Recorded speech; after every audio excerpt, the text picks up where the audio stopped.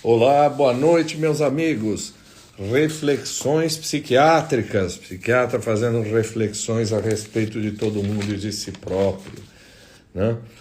A gente perdeu essa semana dois grandes artistas que eu queria homenagear muito rapidamente, antes que cortem a gente, né? O primeiro é Rolando Boldrin. Vou mastigando o mundo e ruminando, E assim vou tocando essa vida marvada. É que a viola fala alto no meu peito humano.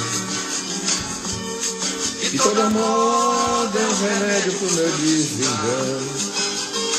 Rolando Boldrin. viola fala. Gal Costa. Boa noite, Suzana. Você tá bem? Como é que você tá? Gal Costa falando um pouco do nosso tema hoje. Volta. Vem viver outra vez ao meu lado. Será que é assim sempre no fim de casamento?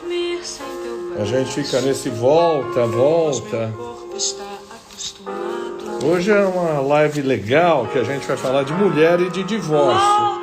Eu aqui desse lado, tô aqui falando do homem. Top esse homem. É. Pô, Suzana, sinto muito. Depois se quiser falar comigo, a gente conversa.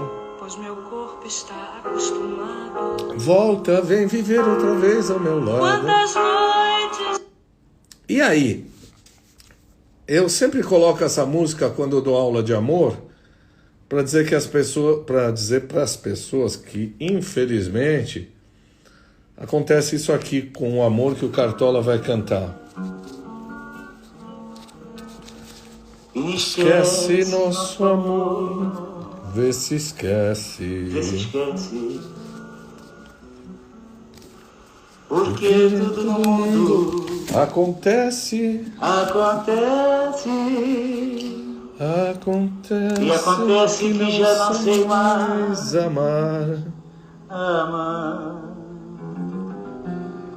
Vai chorando, Vai vai sofrer. sofrer. E você não merece. E você não merece. Olha aí, Tarsila, eu já tô mostrando aí músicas de dor de cotovelo. Vamos ver o que essa moça aí... Feminista, Tarsila, não sei se é esse o termo que você gosta. Vamos falar de divórcio e separação. Eu adorei ouvir os vídeos dessa moça. Olá! Boa noite, doutor! Boa noite, Tarsila! Tudo bem? Tudo bem? Tudo bem com o senhor? Razoável. E com você? Também, tudo bem. Que honra eu estar num bate-papo com você. Você nem imagina. Nossa, honra toda minha. Adoro os seus Te vídeos. admiro Olha, demais, doutor. muito obrigado. Olha, depois eu vou perguntar uma coisa que o Hipólito perguntou aqui, se o amor é líquido. Mas daqui a pouco, né? Mas olha, diga. Eu queria te dizer que fico muito feliz. Eu assisti várias das suas lives, das suas manifestações. Eu achei você muito sensato e depois, quando conversamos, muito inteligente. E você é assim, você é Tarsila Timino, você é a mãe do Tom. Eu sou mãe do Tom, mãe do Antônio, 7 aninhos. 7 anos. 7. Você 7. tem um blog que chama Meu Tom Maternal. Isso você é mesmo. educadora, podcaster, influenciadora. E você adora falar das questões femininas. Você está sempre, eu vejo você falando com advogados sobre pensão. Adoro, né? adoro. Eu acho que a gente... É um movimento, né, que tem ficado cada vez mais intenso e que eu acho muito rico porque a gente consegue se ajudar demais. Quando eu me divorciei... Peraí. Calma, menina. Calma. Tá bom. Calma. Tá bom. Tá bom. Calma. Nem casou, já está divorciando. Calma. Eu fico quieta, então. Não, eu quero conclui. primeiro o seguinte. Explica pra gente quem é a Tarsila. Conta um pouco o teu itinerário até aqui para as pessoas saberem por que você foi se interessar por assuntos feministas ou femininos. Vai. A Tarsila é mãe do Antônio, como o doutor já disse. Sou professora, pedagoga, especializada em bilinguismo. Trabalho em sala de aula há muitos anos. Hoje sou casada novamente, mas me separei do pai do meu filho. Isso quando o meu pequeno ele não tinha nenhum ano, gente, ele era um bebezinho. Meu primeiro casamento foi um primeiro casamento longo, uma gravidez super planejada, esperada, enfim, fomos atrás da gravidez e logo depois que o Tom foi prematuro, doutor. Então, eu sempre falo que a gente teve uma certa dificuldade de engravidar, não era nenhuma questão minha, então eu também não falo muito sobre isso, porque eu não tenho propriedade para falar, não foi uma questão feminina, no caso, mas a gente precisou, sim, recorrer a médicos e tudo mais. Nisso, Tom nasceu prematuro, e então, um bebê prematuro, a gente sabe que é um susto, né? Então, foi meu primeiro susto. Eu tive uma gravidez super saudável, eu fazia ginástica, eu trabalho muito, eu sou muito ativa. Então, eu tive uma gravidez maravilhosa, eu não tive nada. E aí, bum, Antônio, 34 semanas e 6 dias, quase 35 semanas. E aí nasceu pequenininho.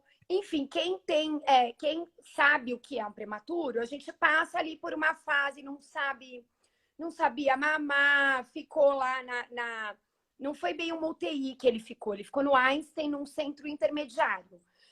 E aí, quando o Antônio foi ganhando peso, aquela luta dos meses iniciais, tá muito pequenininho, precisa engordar. Bom, enfim, quando parecia que as coisas tinham entrado nos eixos para mim, veio o divórcio. Desculpe, posso entrar nessa intimidade? Já que você... Claro que pode. Claro que pode. Você acha que a chegada de um filho, não só no seu caso específico, mas no caso de muitos casamentos, a chegada de um filho é algo que, ao contrário do que se espera, pode levar a uma desunião, pode levar a um divórcio? Acho, doutor, excelente pergunta. Acho sim.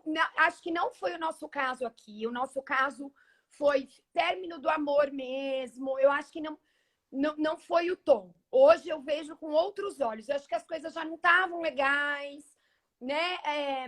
Talvez o filho, nem falo por mim tanto, tá? Mas eu acho que o filho, por outro lado, tenha dado uma coisa de ilusão, sabe? Ai, vamos tentar, vai virar um filho.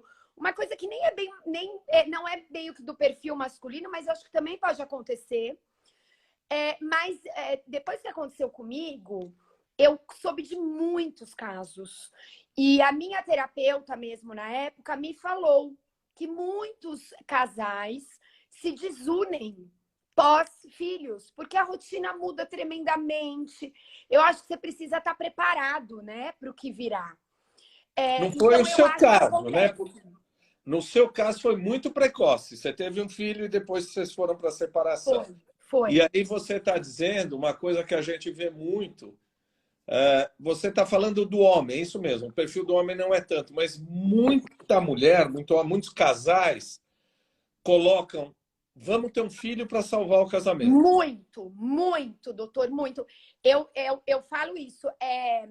Não vou julgar que isso é certo ou errado, eu só estou explicando um mecanismo que muitas pessoas usam, né?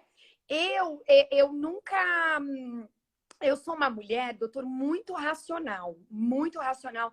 Eu acho que eu sou um pouquinho fora da curva, no sentido da racionalidade. Mas é comum a gente ver mulheres agindo assim. E é o que eu falei, eu tenho a sensação que isso aconteceu aqui, mas do lado do pai do Tom, né? Porque já estava infeliz, e acho que foi ali, sei lá, tentando achar que ia funcionar, que uma criança vai salvar. E não salva, né, gente? Porque precisa ter muda a rotina. Eu tô com 2 irmãs com bebês. Então, eu falo isso, eu tenho um cunhado estrangeiro, que inclusive está fora do país agora, e um cunhado que mora aqui no Brasil. E eu vejo o quanto isso muda a rotina, né? E eu vou lá e apoio e falo, é assim mesmo, vai passar, vai crescer. Ah, porque a gente tentou sair para jantar e não dá para sair para jantar. Eu falo, exato, mas é uma fase, né? Então, eu acho que também rola uma imaturidade de algumas pessoas quando o filho chega. Porque é isso, um filho não é só a gente ir para Miami fazer enxoval, né? Porque Quem pode ir para Miami, né? Quem pode ir pode para Miami. Quem pode. Mas você tem a parte real da coisa que vai te exigir força, vai te exigir disciplina. Então, eu acho que essa pergunta que você fez foi bem relevante, doutor. E aqui tem gente dizendo, eu amo essa mulher. Tem uma São minhas Vanessa... seguidoras, doutor. Minhas seguidoras sigam a mim também. Sigam a mim também, as seguidoras da Sigam. Desculpe, quanto tempo você já abriu? Quanto tempo você permaneceu casada em seu primeiro casamento? Quase 9 anos, doutor. Quase 9 anos. Foi um casamento longo. Eu não quero ser indiscreto, mas você casou muito jovem? Eu não casei tão jovem, não. Eu casei com 29. Não casei muito jovem, não. Não casei muito jovem, mas preciso fazer um adendo. Eu gosto de falar, tá, doutor? Live comigo é um problema, porque eu sou... Mas você me permite, de vez em quando, interromper para a gente fazer... Não tem problema nenhum. Interrompa, porque precisa interromper. Eu era muito diferente do que eu sou hoje. Eu acho que isso é normal. Todo mundo, acho que você não precisa passar por um divórcio para você perceber isso. Mas eu era muito despreparada numa série de assuntos, numa série de coisas. Eu era muito idealizadora. Assim, idealista... Errei o termo. Idealista. Eu não era... Eu acho que tinham coisas ali que eu não tinha ainda um preparo para avaliar, para entender. Diferenças, por exemplo, vou dar um exemplo, tá, gente? Para ver se fica mais claro. Eu sou professora, eu amo criança. Sempre amei criança. Meu ex-marido... Não é que ele não gosta de criança, ele gosta de criança, mas ele não tinha a mínima vontade de ter filhos. Então, ele foi protelando isso, até que uma hora, felizmente, ele teve essa vontade, veio o Antônio, que eu acho que é por isso que a gente tinha que estar junto, para o Antônio vir. Mas o que eu quero dizer é que, assim, uma pessoa que ama crianças e entra numa relação com uma pessoa que, a princípio, não tinha vontade ali de ser pai... É um complicador, gente, de um caminho aí que você vai ter. E quando a gente é muito novo, a gente não percebe isso. Até mesmo, ao contrário, relações que a pessoa se envolve, sabe que o outro não quer ter filho de jeito nenhum, e abre mão, sabe, sufoca essa vontade, fala, não, ele não quer ter filho, isso já foi combinado, e essa vontade pode aparecer a qualquer momento. E às vezes... Tarsila, você não acha que, às vezes... essa mulher entra na relação achando que no amor, daqui a pouquinho, eu vou convencer. Acha! Total. Eu acho que sim, eu achava isso. Até que o tempo também foi passando, a vida fica muito cômoda, né? Sem criança, porque aí você só viaja, você sai para jantar, você não tem os perrengues de quem tem criança pequena, você acaba também entrando ali numa zona de conforto interessante, eu acho que muitas pessoas entram. E no meu caso, felizmente, o Antônio veio, mas podia também não ter vindo. O casamento podia ter acabado e eu podia não ter tido filhos. Então, eu acho que assim, que quando você amadurece, você começa a entender mais sobre valores que minimamente precisam ser parecidos numa relação. Eu não estou dizendo que a gente tem que encontrar alguém igual a nós, não. Mas eu acho que tem alguns valores, algumas coisas, metas de vida, que eu acho que precisam ser parecidas, doutor. Porque senão o caminho fica mais difícil. Eu concordo com você. Aquele ditado de que os opostos se atraem não é verdade. Eu concordo. Vários estudos mostram que você precisa ter uma afinidade, porque senão não dá para fazer um projeto junto, não é? Concordo com você. E me diz uma coisa, desculpe, você me disse que eu estou entrando muito nessa coisa íntima, mas depois da sua separação você ficou solteira quanto tempo? Fiquei solteira 1 ano, por volta de 1 ano, não queria ninguém, ninguém. Queria ficar sozinha mesmo. Uma criança muito pequena demanda muito, então ela era um bebê, então eu vivia muito cansada, obviamente. Então me fechei, não queria, achava que inclusive a minha vida seria trabalho e maternidade. Não gostei, não tinha nenhuma pretensão de conhecer alguém, de ter uma outra relação, que isso também é muito variável, né? Tem gente que acaba e já tem uma vontade de... Eu falo porque hoje a gente tem os apps, né? E isso facilita muito, mas eu não tinha vontade de nada, assim, não tinha vontade de me relacionar novamente. Tá. Tem uma estatística, eu me lembro, de um tempo atrás, uma revista científica sobre família, que dizia o seguinte, de família e casamento.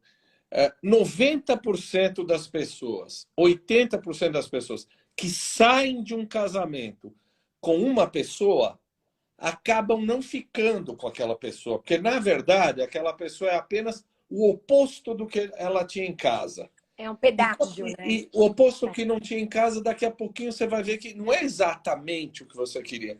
Você percebe isso com as pessoas que você orienta, com as pessoas que você discute. Às vezes, a pessoa com a qual você sai do casamento é a janela, não é o horizonte que você Concordo, à frente. concordo, super real. Conheço alguns casos, tá? Conheço casos de pessoas que se envolveram com uma terceira pessoa e estão até hoje, mas também gostei dessa expressão, que é a janela e não é o horizonte. Porque muitas vezes a pessoa não tem a coragem, eu acho, doutor, de encerrar, de olhar no olho, né? E eu falo isso muito no blog, assim, que a gente tem que ter responsabilidade afetiva. E responsabilidade afetiva primeiro, num casal, a gente sentar e conversar antes da coisa estar terminada. Eu acho isso muito importante. Você deve isso a alguém. Você deve isso. A pessoa que dorme com você merece isso de você. Então, você tem que se abrir e pontuar. Acho que também a gente tem que ter a maturidade para tentar salvar um relacionamento. Porque o que eu vejo muito comum é que essa parte não acontece. Aí aparece uma terceira pessoa, incrível normalmente, porque é o novo, né? Eu acho muito cruel até você competir uma relação nova com uma rotina já estabelecida, com uma pessoa que não é mais novidade. É óbvio que a parte nova vai ser a parte mais legal, na minha opinião. E acho que aí fica muito fácil, né? E aí você termina a relação, causa sofrimento. Então, eu acho que essa responsabilidade afetiva também acho que é muito importante de se falar sobre. Porque eu acho que casamento também é responsabilidade afetiva. É você trabalhar, é o sim todo dia, né? É o sim, que é isso.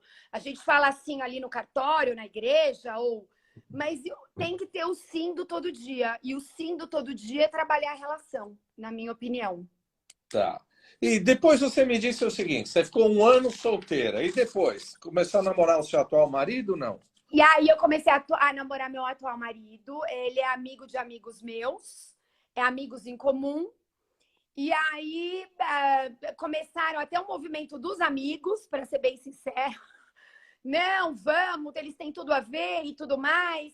E minha mãe empurrando, porque minha mãe e eu falava, mãe, não quero saber, nunca minha mãe, não, você é muito jovem, você precisa refazer tua vida. E aí tô com ele desde então, doutor. E o casamento aconteceu meio que na pandemia, né? Como é o nome do seu esposo? Desculpe. Fale. O casamento aconteceu meio que na pandemia. Sim, mas como é o nome do seu esposo? Denis. Denis. Homem de sorte, hein, Denis? Parabéns. Vou falar para ele, doutor, pode deixar que eu vou falar para ele. A gente se namorava e aí veio a pandemia. Eu fiquei sozinha com o Tom pequeno. Eu sou professora, então ficava no online o dia inteiro. Foi aquela loucura para todas as áreas, mas para os professores, especialmente, foi muito difícil. E aí ele morava sozinho e ele falou, olha, você não vai aguentar. E mais, né? A pandemia a gente achava que ia durar, sei lá, 30 dias. E a coisa foi aumentando, a coisa foi aumentando. E ele falou, não vai dar para você ficar você sozinha com o Antônio. Eu dispensei a minha funcionária na época. Fiquei com medo dela. Dispensei assim, gente. Ela ficava em casa recebendo, mas se cuidando. Então, eu realmente fiquei sozinha. Eu vivi a pandemia aqui do jeito que muita gente viveu. E aí, ele fez as malas, veio para cá e nunca mais foi embora. Aí, a gente foi se Você não queria adaptando. mandar ele embora, né? Não, olha, ele veio, eu tava numa situação de tamanho desespero, doutor, de dar conta da casa, dar conta do filho, dar conta do trabalho, mas é engraçado, eu tinha uma resistência dele morar aqui. Tinha muita resistência, porque tem pessoas que traumatizam mesmo, e eu acho que fui uma dessas. Eu acho que depois do casamento, tava ótimo o namoro, mas eu não tinha vontade de morar junto mais. E foi a pandemia que me fez tentar, né? Porque eu falei, bom, eu falo isso abertamente, tá, gente? Eu tô falando isso para vocês porque eu falo isso para ele dar risada. Ele fala, bem feito, se deu mal, porque não me queria aqui. E hoje ele viaja, eu entro em pânico. Ele tá indo viajar hoje. O doutor tá no aeroporto agora, tá indo para um congresso. Então, você é um caso incomum, porque a pandemia foi uma onda de separações. Foi. Você se casou. Eu acho que é uma seguidora sua, Carmona M. Rose, que está dizendo o seguinte: um casal de amigos comemorou com viagem uma festa de 30 anos de casamento, imagina. Após uma semana, ele saiu de casa e foi morar com a amante. Casou com ela, inclusive. Você sabe que isso me lembra uma coisa? Muita gente que vai se matar, estou fazendo uma analogia com o fim do casamento, faz uma festa para se despedir de todo mundo. Né? Fazer uma festa, comemorar alguma coisa e depois separar, eu nunca vi. Você já viu isso? Não, eu nunca vi. O que tem entrado aí um pouquinho na mídia é alguns casos de pessoas que fazem festa quando se divorciam, né? Uhum. Isso virou também um outro aí, um nicho. Não, eu não conheço ninguém próximo a mim, eu só vi notícias na mídia. Mas, olha, doutor, esse tipo de história é muito comum. Eu tenho uma história de um amigo que ele conta essa história e é até divertida, porque depois que o divórcio passa, gente, tudo vira piada, graças a Deus. Eu sou muito bem-humorada, então eu adoro histórias com humor. E esse meu amigo fala que eles fizeram uma viagem com a filha, foram esquiar, parará, chegaram no Brasil, Jornal Nacional, vida normal, rotina, menina jantando. A mulher abaixou o Jornal Nacional, falou, olha, é o seguinte, para mim não dá mais, eu quero me separar. Então, assim, tinha acabado de fazer uma viagem, eu não sei como explicar, viu, doutora? Aí eu deixo com você, que é o psiquiatra, porque para mim, que sou leiga, eu acho muito doido isso, porque você sai de uma... E essa surpresa é muito dura para o outro lado, assim. Quando você é pego de surpresa desse jeito, que você não foi ensinado... É como uma morte repentina de um familiar, gente, né? Assim, me chegam histórias com frequência desse tipo. Fizemos uma viagem, estava tudo bem, sei lá, vou dar algum outro exemplo. A viagem é o mais comum. Outra coisa, mudamos de casa, fizemos uma casa maravilhosa, fizemos uma reforma, e aí vem o divórcio. Eu não sei se é um mecanismo também de tentar salvar, né? Do tipo assim, vamos fazer uma viagem, né? Vou fazer essa viagem aqui, eu vou ver se vai salvar. Ou a reforma porque acha que precisa de uma casa maior, uma casa mais bacana. Eu acho que é algum mecanismo que a pessoa encontra. A reforma dá para entender, quer dizer, já que eu não consigo fazer uma reforma interna, deixa eu fazer uma reforma externa. Agora, o que eu vejo muito é viagens e uma outra coisa, o aumento da frequência de relações sexuais.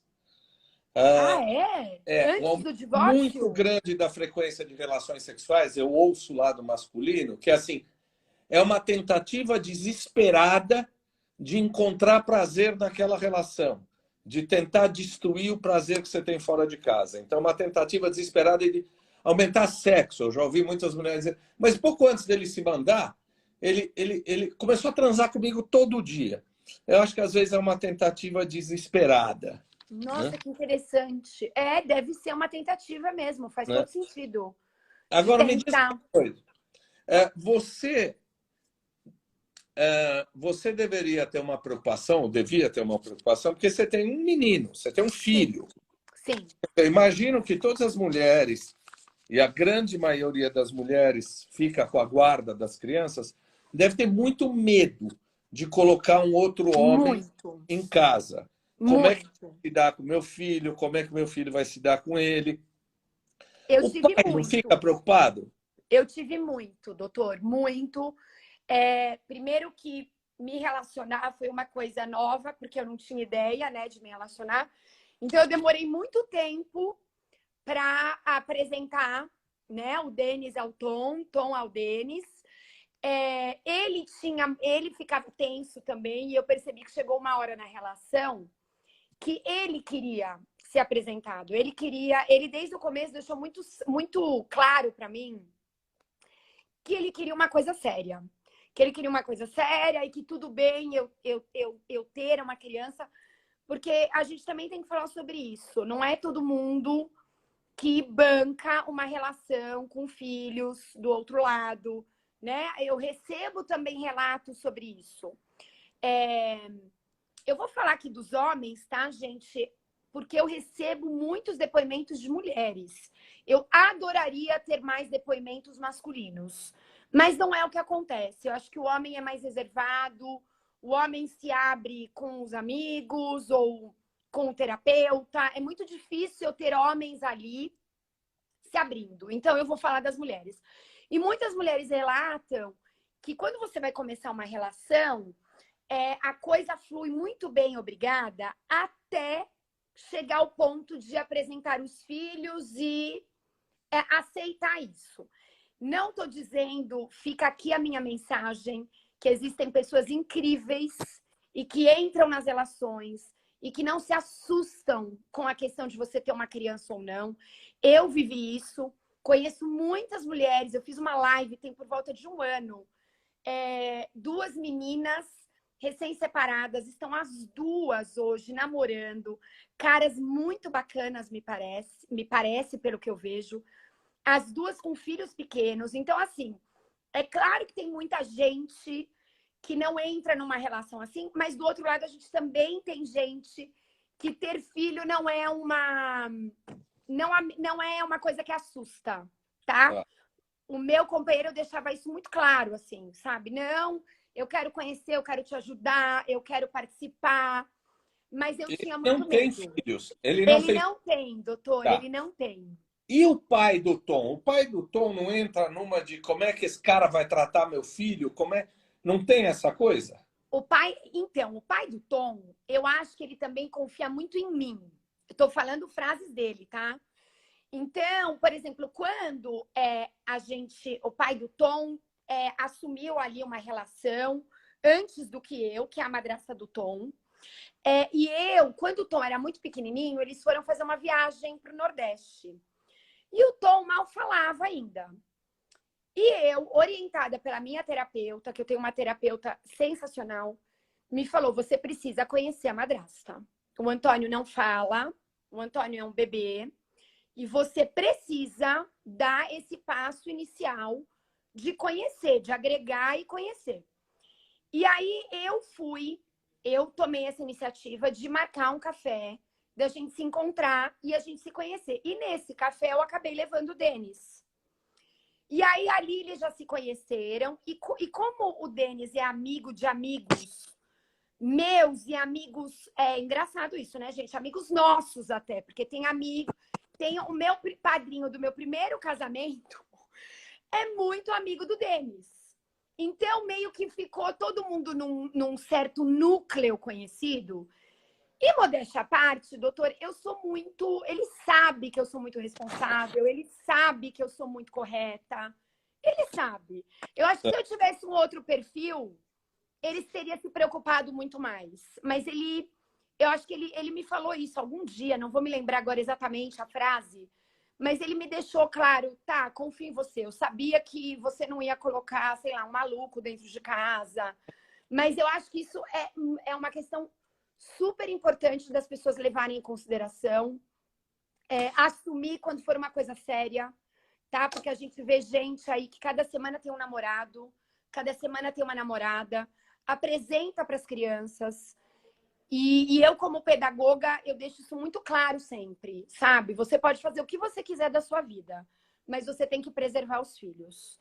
Uhum. Só apresente quando for uma relação séria. Legal. Você acha que... Imagino que não. Muita gente diz assim, olha, eu não vou me separar, porque depois de um tempo todo casamento cai na vala comum. Todos os casamentos são iguais. Eu não acho isso, porque senão não teria relações diferentes. Eu acho que você não acha, tenho certeza. Mas muita gente não se separa porque imagina que o final de um casamento é sempre do mesmo jeito? Ou o final, Acho que sim. o curso vai ser do mesmo jeito? Eu acho que sim. Eu não sei se isso também pode ser uma premissa mais masculina, talvez. A mulher, pelo eu já ouvi que eu mulher vejo, falar isso, viu? você já escutou? Mulher, o que pega muito, que eu vejo na realidade de pessoas próximas, do blog, é a independência financeira, doutor. Muitas mulheres não têm a independência financeira, muito pelo contrário, têm uma dependência financeira. E elas não conseguem sair das relações porque não podem... a independência tem um custo, né? E aí, esse é um cenário muito feminino, na minha opinião. Tá? Homens, o que eu já escutei, tá? É horrível o que eu vou falar, mas eu já escutei. Não me separo para não dividir o patrimônio. Claro. Não me separo porque não vou abrir mão das minhas, né, dos meus bens, do meu apartamento, da minha casa. Então, eu acho que o homem, muitas vezes, o financeiro pega por esse lado, eu não quero dividir, e a mulher pega pela dependência. Então, eu sempre falo o quão a nossa relação com o dinheiro também tem que ser saudável, né? E eu fiz uma live com uma advogada maravilhosa, a doutora Lúcia Tina, e ela me falou uma coisa que me marcou muito. Ela falou: um casamento equilibrado, um casamento em que você tem uma boa noção financeira, em que você e o seu cônjuge conversem sobre isso, façam acordos, deixem as coisas mais claras.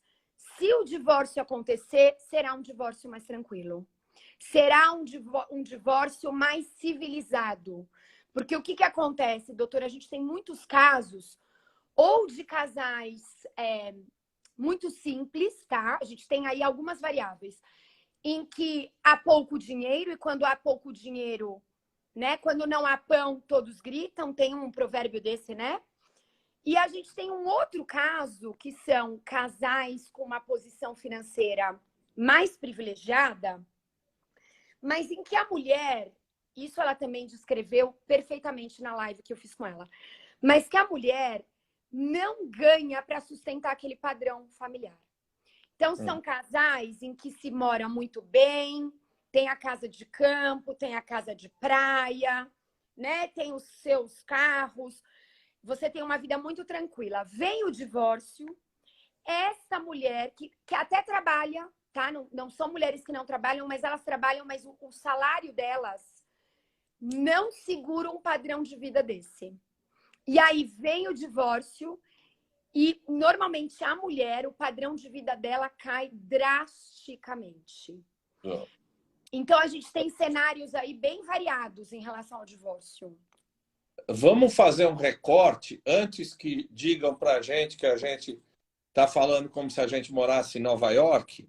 Sim. É claro que o nosso recorte, nós estamos falando de classe média. Classe né? média. Porque no Brasil, você tem uma grande maioria, quando se separam, de mulheres que trabalham sozinhas, que estão sozinhas, que têm, Muito. geral, negras, empregadas, domésticas, quer dizer, muito, Muito. muito simples, que é até abandonado pelo marido, ou manda o marido embora por causa de violência, e que tem que carregar isso, né? Não pode Tem que ficar... carregar isso, e são as grandes, eu digo, porque a gente, fazendo um recorte agora com o nosso tema, né, de saúde mental, essas mulheres são eu acho que as mais impactadas, doutor, porque elas não têm sistema de saúde nem para as questões fisiológicas normais dos que a gente tem, tá? Eu digo, não tem acesso a um bom ginecologista, não tem acesso.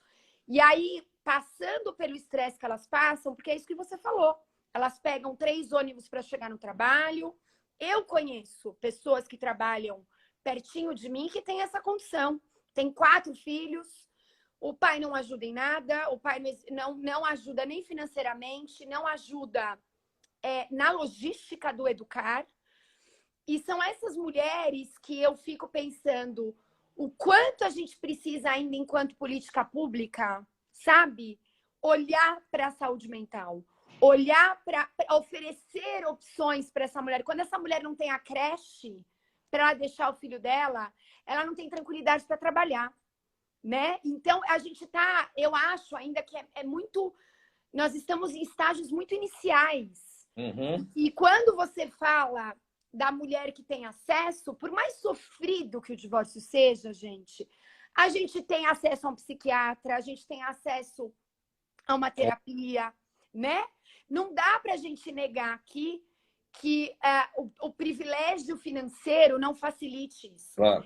Eu precisei de psiquiatra, eu precisei de terapeuta, eu fiz todo esse roteiro quando eu me separei.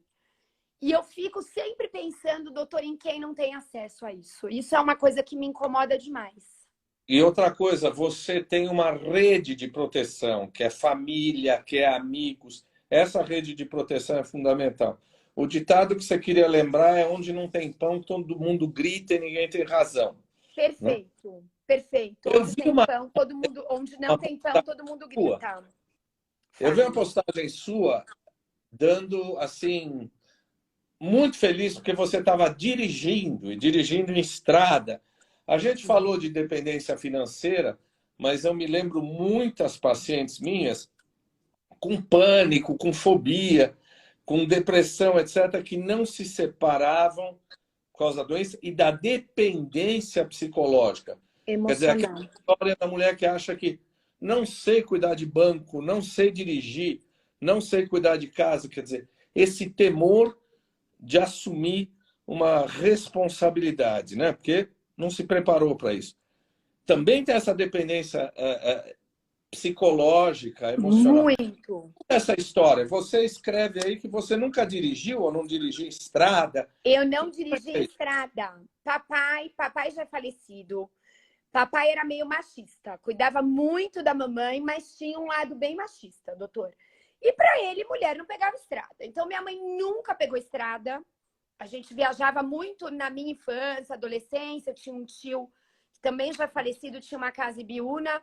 Minha mãe nunca pegou o carro para ir para Biúna. Ou era meu pai, ou era meu pai. E eu cresci ouvindo esse modelo, né? Vendo esse modelo. E minha mãe criou um medo, inclusive, de pegar a estrada. Minha mãe, não gosto, nunca peguei estrada, é só o papai que pega. E aí começamos a crescer, né, as 3, e era um drama, porque na época eu tenho uma irmã médica e uma dentista. A dentista fez faculdade no interior. Também acho que nunca foi dirigindo, era ônibus ou era carona, porque o papai não queria ela dirigindo na estrada. E eu absorvi esse modelo de alguma maneira. Casei, não lutava por isso. Não era uma coisa que me incomodava. Meu primeiro marido, acho que também não se incomodava de, tá bom, vou eu dirigindo. Nunca falou, vai, dirige, vai. E eu também não reclamava. O fato é que quando eu me separei e surgiram as primeiras oportunidades de eu viajar sozinha, ou com o Antônio, pequenininho, veio o problema. E agora? Eu dependo ou de carona ou de um ônibus. E aquilo me incomodou tremendamente. Eu falei, não, eu não vou depender de ninguém. Eu vou encarar esse medo. Porque eu tinha essa coisa, eu cresci ouvindo, não pega estrada, mulher não pega estrada, mulher não pega estrada. E aí consegui vencer isso pós-divórcio. Foi uma das minhas, que eu falo, conquistas. E vou lhe falar, doutor, quando eu fiz esse post, e eu já tinha falado sobre isso, eu fiquei estarrecida com o número de mensagens que eu recebi de mulheres na mesma posição em relação à direção. E às vezes não é nem só o dirigir estrada, é dirigir. A pessoa não pega carro. A mulher não pega. A mulher, ai, não tenho carro, não tenho carteira. Sempre foi meu marido que pegava, sempre meu marido que dirigia. Então, eu não tinha noção que esse medo de pegar estrada era tão comum entre as mulheres. Então, eu gosto de falar bastante sobre isso, porque hoje eu adoro pegar estrada, doutor. Peguei hoje, eu adoro. Quem entrou aí para te ver é a nossa querida amiga admirada Silvia Popovic. Eu que, vi, acabei de ver.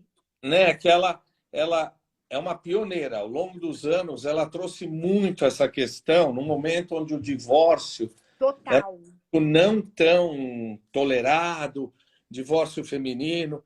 Então, ela é uma pioneira na discussão dessas questões. A Cris Graneiro Clínica, ela fez uma pergunta, uma colocação que é muito legal, e eu conheço o lado do homem.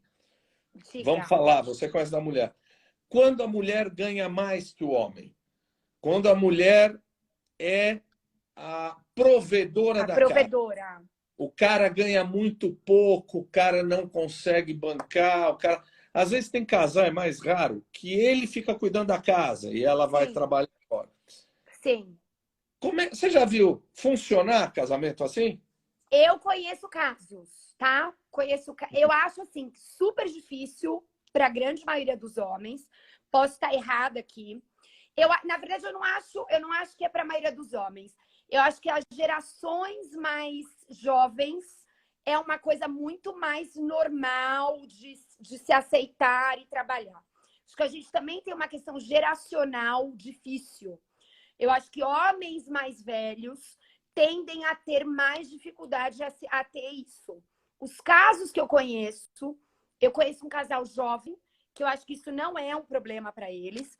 E conheço um caso perto de mim, de uma amiga, mas é um casal, eu acho que quando é um casal muito maduro também, sabe? Um casamento maduro, em que você tem ali... Ele, nesse momento, faz muito mais isso, leva as crianças no médico, ela viaja muito, ela tá estourando na fase profissional dela. E ela fala isso claramente, ela fala, eu só posso trabalhar do jeito que eu trabalho porque eu tenho ele me dando apoio. E eu acho um casal muito maduro, muito bonito de ver, doutor, porque é uma parceria ali. Mas eu acho que não é todo mundo que está preparado para isso. Acho que a gente precisa evoluir nesse sentido também. Duas coisas. Eu há pouco conversava com uma colega, uma médica, que dizia o seguinte, ela está solteira aos 40 anos. Olha, é o seguinte, homem pobre não.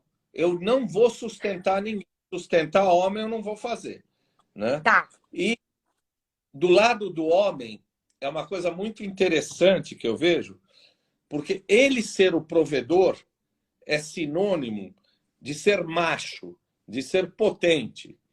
E vejo muitos homens aos 50, aos 60 anos, quando de repente a mulher toma conta da casa, ele começa a ter problemas na sexualidade, na ereção, na libido. Quer dizer, ser o provedor tem muito a ver com a masculinidade. Né? Concordo. Você vê isso?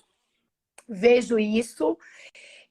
Acho que é por isso que eu falo, a gente precisa evoluir muito, porque, inclusive, vou dar um exemplo mais simplório. Vejo homens sendo mais parceiros na paternidade, e parceiros que eu digo assim, sendo pais, contribuindo, né? Quando há uma relação mais equilibrada de dinheiro entre os dois. Quando os dois trabalham e ganham mais ou menos a mesma coisa, ou quando a mulher não trabalha, o homem trabalha, mas é um casal que não ganha tanto dinheiro. E já vejo de um outro cenário, maridos que ganham muito bem, obrigada. Vejo mães, mulheres, reclamando que não tem ajuda em casa. Tá. Tem a seguinte frase: eu pago a babá, não pago? Eu pago a babá, então não preciso ajudar. Que eu não tô provendo aqui a funcionária, a babá. Então, eu acho que o dinheiro, a relação que se tem com o dinheiro, a masculinidade se passa muito por aí, doutor. Eu concordo. Eu sinto falta de duas pessoas, duas grandes inteligências no Brasil, que eu acho que fazem muita falta no humor. Primeiro é o Chico Anísio, depois é o Jô, com quem eu tinha uma relação de afeto muito grande. O Chico Anísio tem uma frase que é o seguinte: quem é casado há 25 anos com Dona Maria não entende de casamento, entende de Dona Maria. De casamento, sendo eu, que já tive 6 casamentos. Eu Você amo essa frase dele. Amo. Não é? Você entende Amo. mais de casamento hoje do que entendia com seu primeiro casamento? Eu acho que eu entendo. Entendo. Nossa! E é o que eu falei. Eu fui fundo na coisa da transformação, assim, sabe, doutor? Não é assim, sem querer aqui falar, me gabar, mas isso é uma frase da minha terapeuta. Quando a minha terapeuta me convenceu a ter o blog, ela usava essa frase, ela falava assim: Tarsila, você virou um case aqui no consultório de divórcio. Você precisa falar sobre isso para as outras mulheres. Porque você... Aí ela fala isso, que eu não tive medo de ir ao fundo do poço, eu não tive mesmo, eu vivi o fundo do poço. E aí eu fui numas de me transformar mesmo, de falar, tá bom, então tá bom, é isso que eu tenho? O que eu vou fazer com isso daqui? E eu fui, né, precisei mudar, eu mudei de trabalho na época, porque eu trabalhava numa outra escola, meio período. Era um sonho da minha vida, diminuir o trabalho quando eu tivesse um filho. Essa foi a minha primeira coisa que eu tive que me adaptar, né? Eu falei, bom, agora, divórcio, vou ter que voltar a trabalhar muito. Falei, agora não vai ter mais jeito.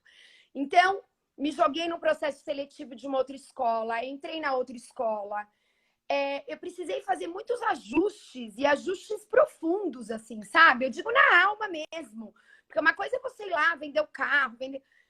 Eu tô falando de ajustes de sonho, de projetos de vida, né? E eu acho que isso me transformou demais. Então, hoje, na minha relação com o Denis, eu sou uma outra pessoa. Sou uma outra pessoa. Ele tem o lado bom para ele e o lado ruim, porque eu me coloco muito mais. Ele me chama de dona encrenca, porque o que não tá legal eu vou e já aviso. Ó, isso aqui não tá legal, tem que me ajudar com isso sim. Então, eu me posiciono, a dona encrenca hoje, se posiciona, é uma outra Tarsila, porque eu era muito mais passiva. Você acha que, não sei lá, você casa pela primeira vez, você fala, tá bom, isso é casamento. Tinha coisas ali que eu falava, tá no pacote do casamento. E eu acho que esse movimento da mídia, e aí eu me englobo nisso, e de todas as mulheres, como Silvia Popovic, que você bem falou, pode ser uma coincidência, mas eu assisti a Silvia Popovic, doutor, com a minha mãe e minha avó. E eu amava, eu era uma criança, eu acho meio diferente mesmo. Porque minha mãe deve estar vendo essa live. Eu chegava na casa da minha avó e tava a minha avó assistindo Silvia Popovic. E eu era uma criança e eu adorava o programa da Silvia Popovic. Eu sentava e assistia o programa da Silvia. E tinham temas até que eu lembro que a minha mãe falava, não, hoje, sei lá, vai fazer alguma coisa. Ela me tirava, assim... Porque não era qualquer tema que podia ser falado ali com uma criança assistindo. Mas eu acho que eu fui guardando um repertório. É muito louco isso. E eu adoro psicologia, psicanálise.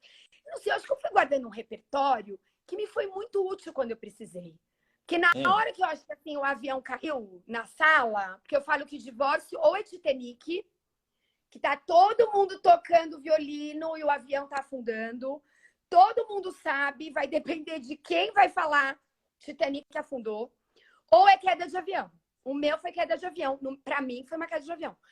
Então eu tinha repertório ali para usar, sabe? Para ir buscar.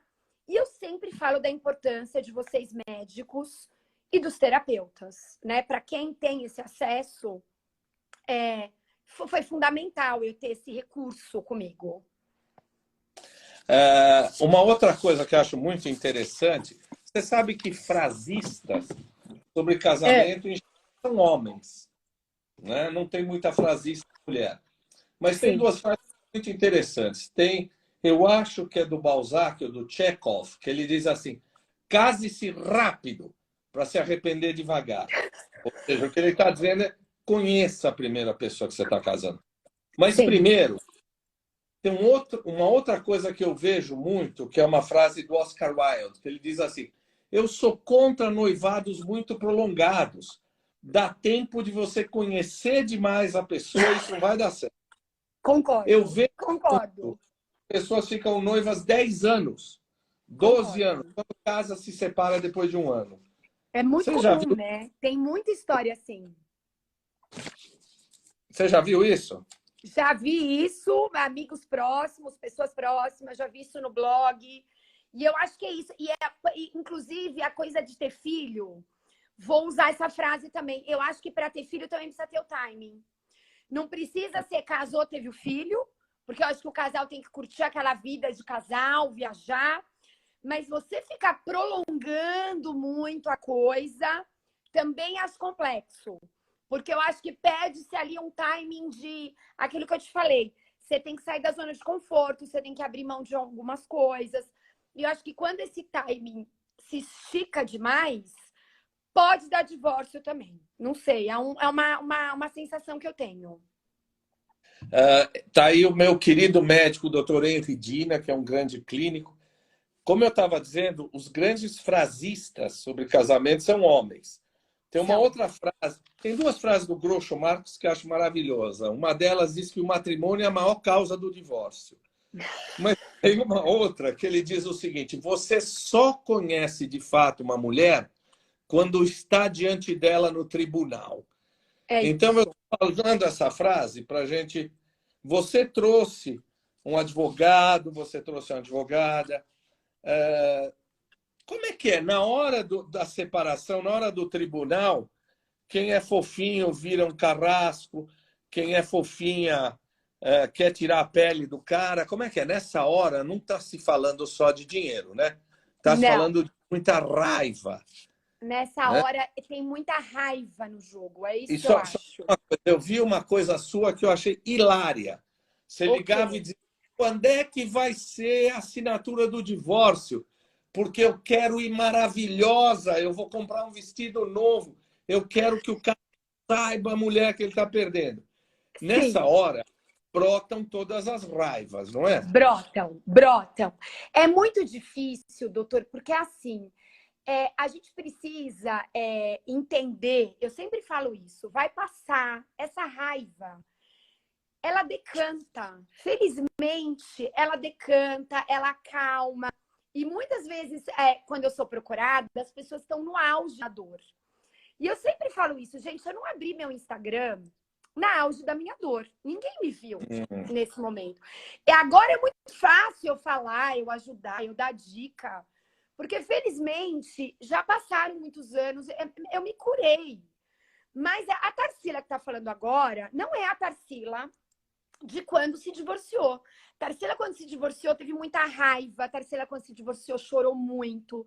A Tarsila, quando se divorciou, gritou muito. Eu sou de família italiana, doutor, imagina. Eu gritava, eu falava. Graças a Deus. Agora, eu acho que a gente precisa se predispor a se abrir, né? Porque tem gente, acho que você como psiquiatra também deve ver isso, tem pessoas que o divórcio acontece lá há 10 anos e a pessoa segue no mesmo mood da dor, né? De reviver o passado, de chorar. Então você precisa colocar um prazo para você e falar assim, olha, eu vou sofrer até tal dia, tal mês, né? Tô fazendo uma brincadeira. Porque você precisa se abrir para o novo. Agora, a dor, a raiva vai existir. E hoje, graças a Deus, eu falo, vira tudo uma piada. Eu sou muito bem-humorada. Então, eu confesso que o humor sempre esteve presente comigo nos meus piores momentos. Eu fazia piada, eu contava a história fazendo piada mesmo. Isso também me ajudou muito. Eu acho que a nossa personalidade, como a gente escolhe viver as coisas, nos ajudam. É a mesma coisa quando você pega um paciente de câncer. A gente tem pessoas... Eu vivi muito isso. Eu tive 2 amigas com câncer, né? Com câncer de mama, ambas curadas. O jeito que elas enfrentaram foi totalmente diferente. Sim, uma muito positiva, muito, né? Cantando, fez um clipe quando raspou o cabelo, as irmãs rasparam o cabelo junto. Então, assim, eu acho que toda situação na vida, como a gente vai lidar com isso, é muito determinante, assim, de como a gente vai passar por isso. Adorei isso que você falou de decantar. A raiva decanta. A E raiva outra decanta. uma frase muito legal que diz assim, que de perto é drama, de longe é comédia. É isso. Né? É isso. E hoje, até hoje, as pessoas perguntam, você se dá super bem, como é que você lida? Gente, eu lido numa boa, não é? E eu sei que para mim, para a Tarsila lá de 2016, se você falasse Tarsila lá em 2022, você vai fazer uma live com o doutor Taki, e você vai estar...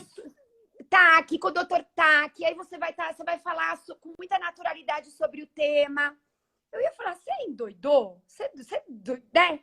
E é um processo mesmo. Então, nada como o tempo e nada como a dor e a raiva decantarem. Senão seu blog viraria catarse. Não viraria uma coisa de você pensar, né? Com certeza. A gente estava discutindo, eu sei um assunto que você se interessa muito, que é saúde mental. E eu vou te dizer que tem algumas coisas muito interessantes. Você falava de suicídio, de depressão em mulher.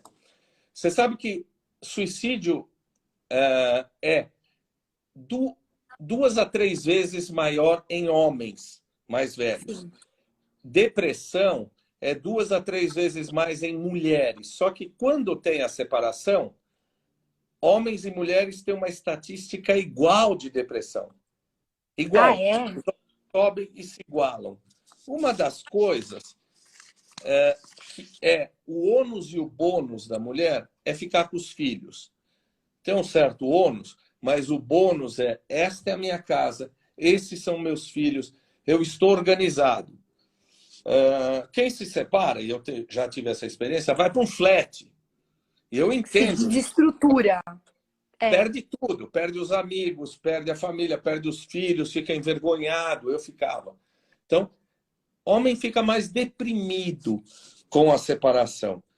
Mas você vê isso, é que você vê mais mulheres, não é? Eu vejo mais mulheres, mas achei tão interessante isso que você falou.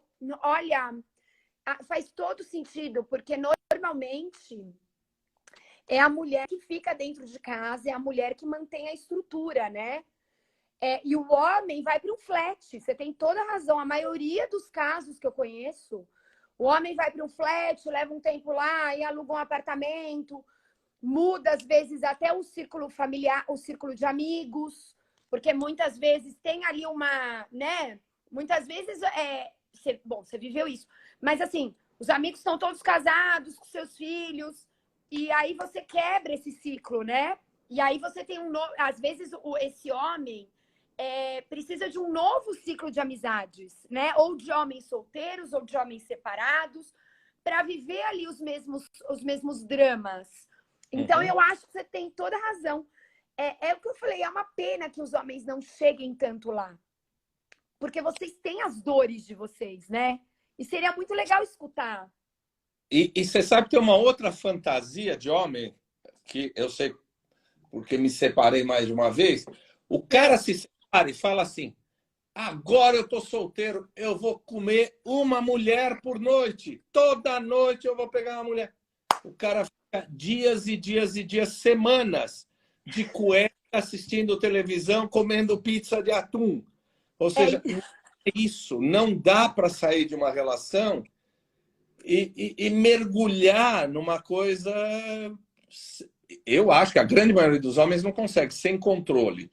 E você estava dizendo, quer dizer, termina uma relação, não é comum.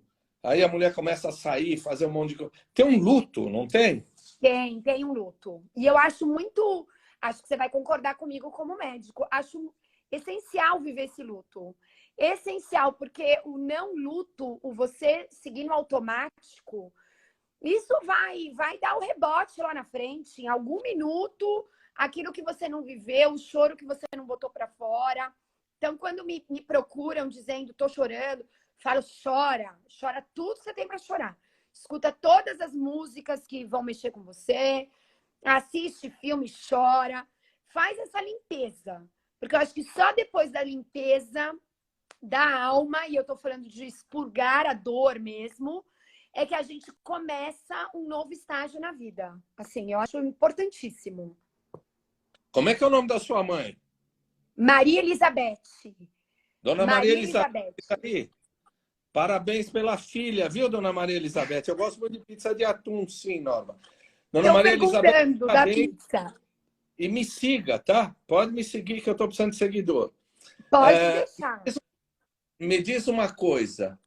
E violência doméstica? Falta um minuto aí da... Olha, eu acho que eles vão derrubar a gente. Vamos salvar essa live e a gente volta em um minuto falar de violência? Pode ser. Você que salva, né, doutor? É você que vai salvar. Eu salvo.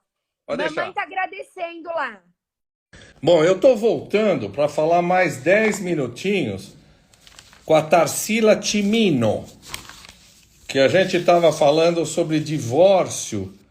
Divórcio do lado da mulher, divórcio do lado do homem, né? Eu gosto de pizza de atum, todo homem acha que vai cair na gandaia, depois se separa. Padre Tolentino, o senhor não pode ouvir essas coisas, padre. Pelo amor de Deus, padre, nós estamos falando de pecado. Muito obrigado, eu estou brincando com você, mas eu tenho ficado comovido. E tudo que você escreve é de elevadíssimo nível. Muito obrigado, padre. Me perdoa, tá brincando com você aí.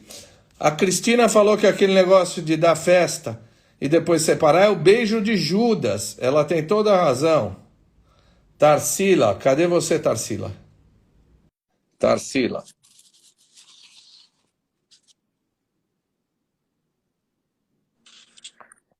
Então, voltamos para a segunda parte. Eu sei que você tem um tom aí, vai ser rápido.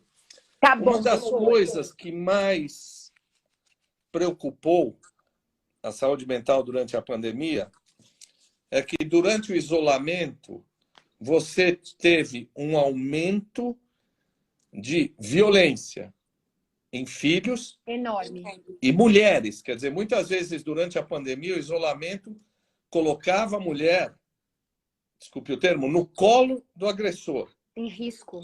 Em risco. Tanto que em alguns países, por exemplo, na França, se tentou colocar alguns hotéis, algumas habitações para essas mulheres irem para lá por causa da agressão. Aqui, obviamente, a gente teve um governo negacionista que não quis saber de nada, negou até os direitos humanos. Sim. Mas a gente tem essa questão da violência da mulher. Violência psicológica, que é uma violência que é longa para a gente discutir, e violência física. Sim. Violência física com mulher não acontece só com mulher pobre, né? Não. Acontece em todas as camadas. Acontece em todas as camadas. Isso é uma Como é outra, que é isso?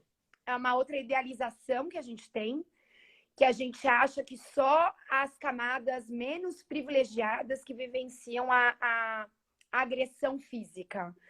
Infelizmente, os números estão alarmantes em relação a isso, eu acho. Eu acho que... vou até falar um pouquinho, e sei que você concorda, eu acho que o governo que nós tivemos acabou também desses últimos 4 anos aí,